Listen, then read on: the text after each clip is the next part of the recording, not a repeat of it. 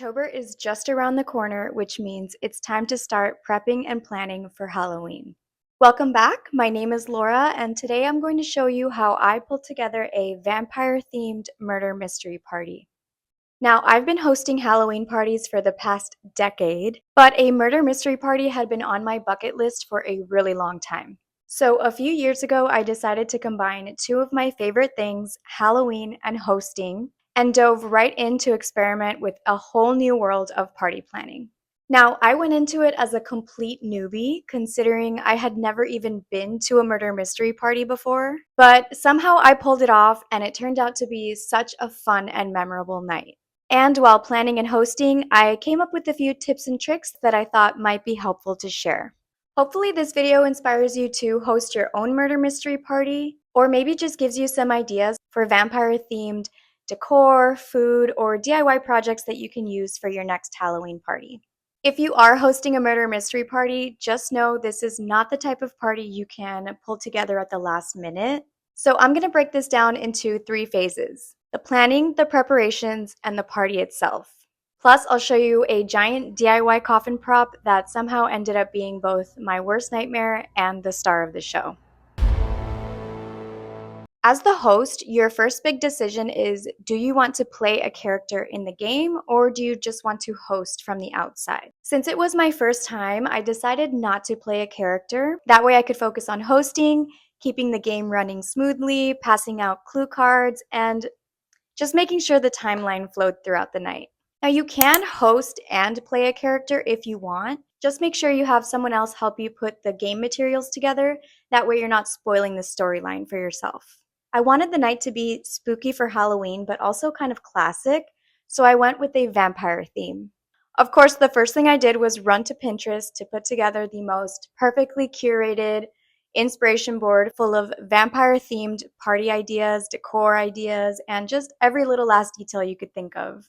This is honestly one of my favorite parts of party planning and just gets me super excited to start sourcing things like party decor, things to thrift, and all the small little details that really just pull together the theme for the night. Once I had all of the visual inspo sorted out on Pinterest, I moved on to planning my guest list.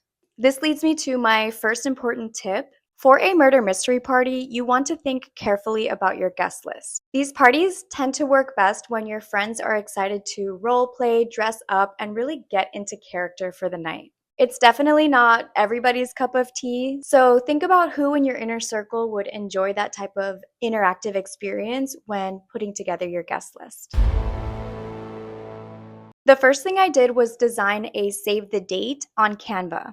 I sent them out via text to anyone who I thought might want to join and just put some feelers out to see who would be interested in attending this type of party. You also want to do this because eventually we'll be assigning characters to each guest. So it is a little bit more of a commitment, and make sure you mention that to guests when they are RSVPing. It might help to have a few backup guests just in case someone bails at the last minute or, life happens and they just can't make it to your party.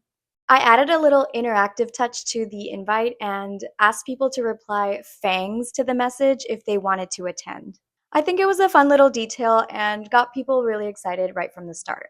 Another tip is to make sure you include an RSVP deadline.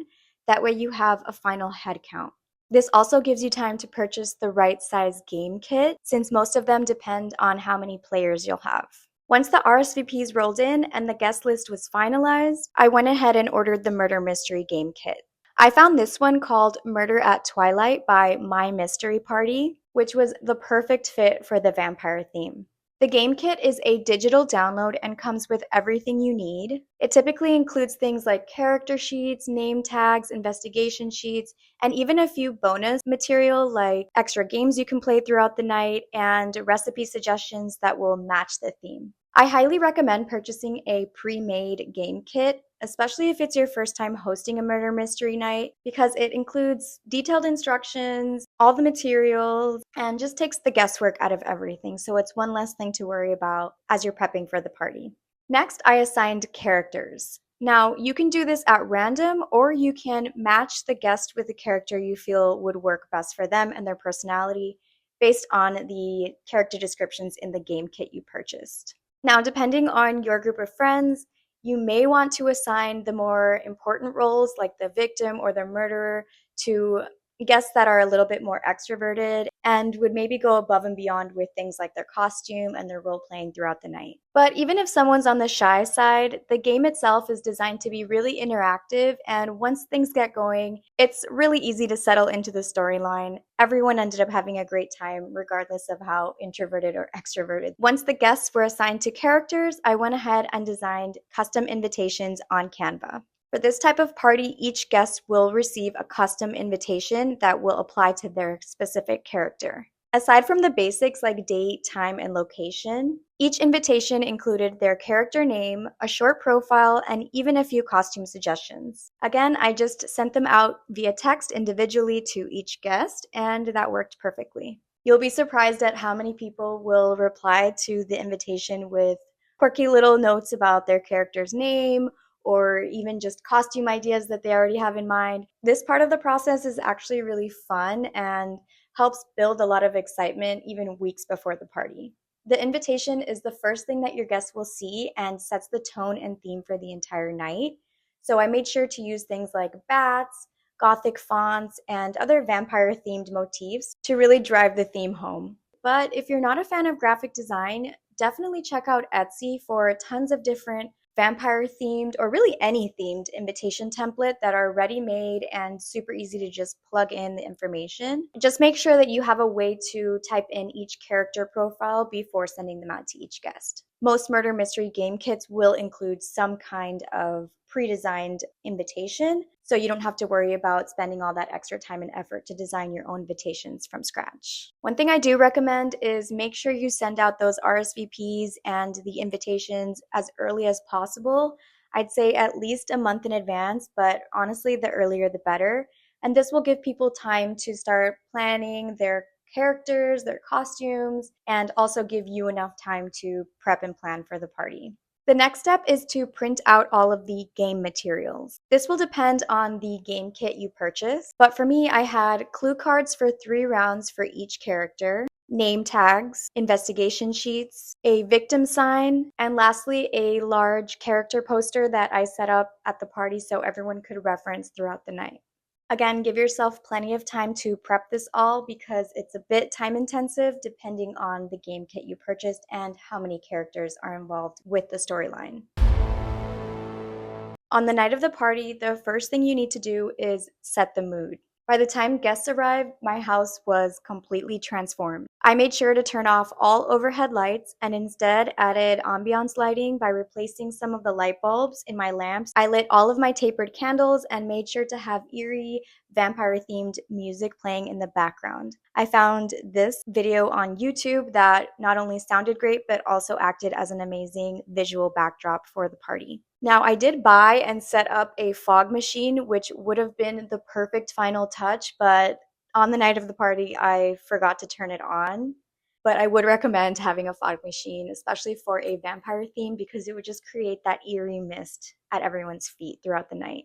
For my OOTN, or outfit of the night, I just decided to go with a classic vampire costume since I wasn't playing a character, but of course I still wanted to be on theme for the night. In a perfect world, I would have done this look for the night, but as per usual on the night of the party, I was running late and getting ready at the last minute, so I went with a more simplified version of the look. It was similar, but I did leave out these stiletto blood red nails that I think would have taken the look to another level. But thankfully, I was still able to wear the costume that I had originally planned for another Halloween event. I went with a velvet cutout shrug with oversized bell sleeves, which was incredible. I added a lot of gothic jewelry, including this tiara with sparkly red gemstones for a bit of extra drama. And then for my makeup, I did a pretty intense smoky eye with a little bit of red and maroon, a super glossy lip, and then of course, you can't have a vampire look without the fangs. And lastly, I added these icy gray contacts for a final touch. Moving on to the decor.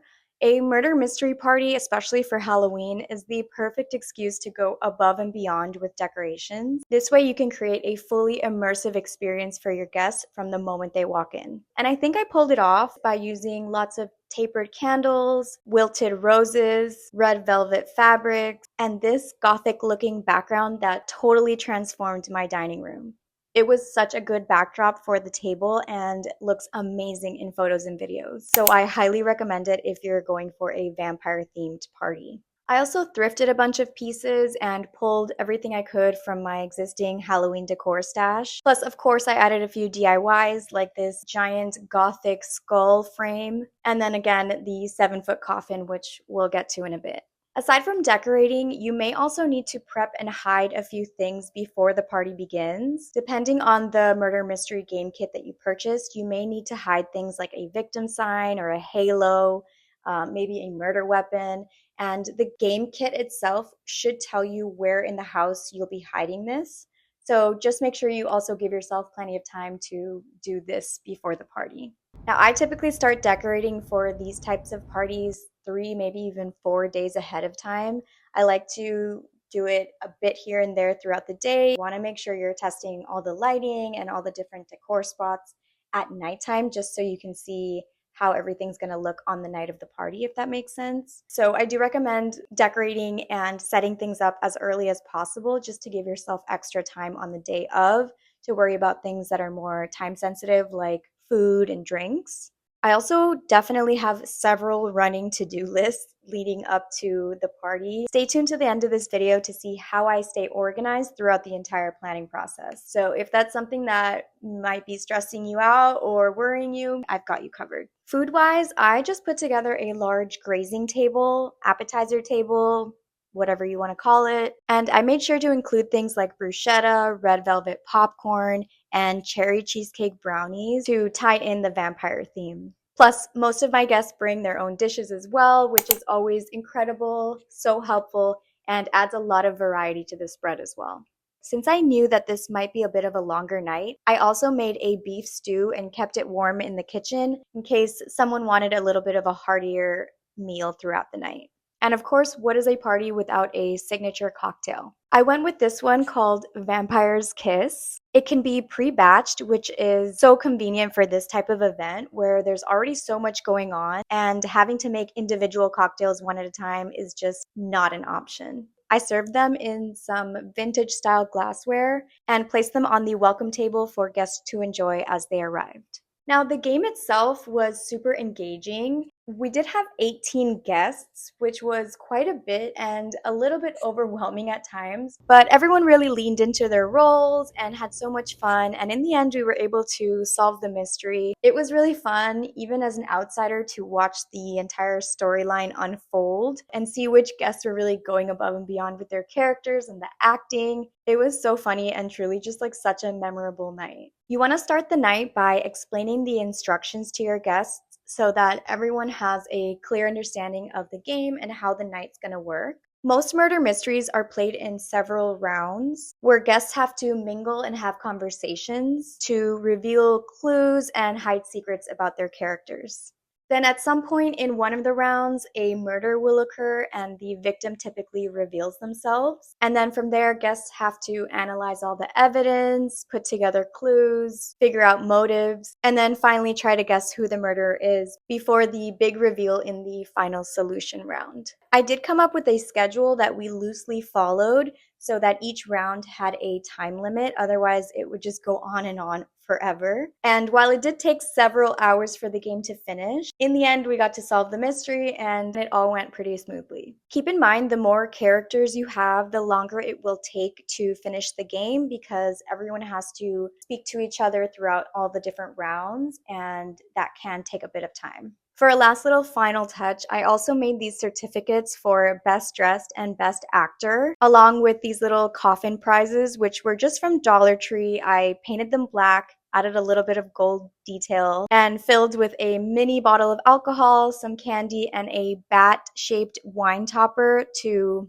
again, fit the theme of the night. Now, let's talk about the 7-foot coffin. This was one of those ideas that I thought would just be a quick little, cute little afternoon project. But spoiler, it took several days, maybe a few tears, and a lot of delusion. So much so that I barely documented the process because I was really struggling to keep it together. This coffin is literally made out of shipping boxes, masking tape, staples, several coats of black paint, and a thrifted fabric for the lining. I didn't really have much of a plan and was honestly kind of winging it with these measurements, but it actually turned out pretty sturdy and even stood up on its own with a little bit of added weight inside. For the party, I styled it with some draped fabrics, spider webs, hanging chains, and a red floodlight behind it that made it really pop. It's not perfect by any means and looked way better at night in the dim lighting, but in the end, it made the perfect photo backdrop for all of my vampire guests. So that's pretty much how I put together my first ever murder mystery party. Honestly, it was one of the most fun nights I've ever hosted, and I really enjoyed the planning process. Even though it was a bit more time intensive, I wouldn't have it any other way. Nothing to complain about on my end. Everyone was in character, the vibes were great, and it was just a really fun and memorable way to celebrate Halloween. If you're thinking of hosting a murder mystery party for yourself, just keep in mind you want to start planning early, keep the guest list manageable and realistic, and try to really lean into the theme as much as possible to really set the scene for the game. I'm going to link my favorite vampire themed party essentials and also the exact murder mystery game kit that I purchased in the description below.